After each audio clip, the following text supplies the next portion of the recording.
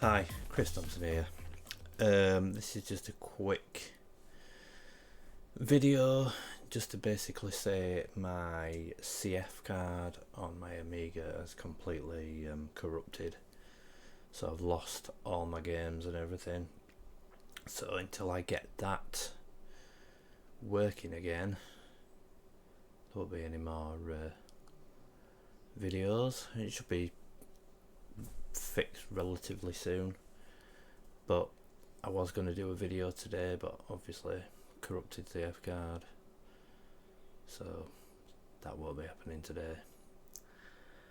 So yeah, anyway, I'd still like everybody to hit subscribe and ring that notification bell, so then when I do eventually get videos back on here, you'll be able to see what I have for you.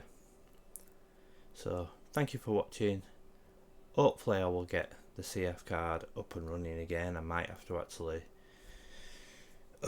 reinstall the whole thing again using the AmigaOS 3.2 disc. Don't really want to do that. I did make a backup, but for some reason the backup's not working either. Great.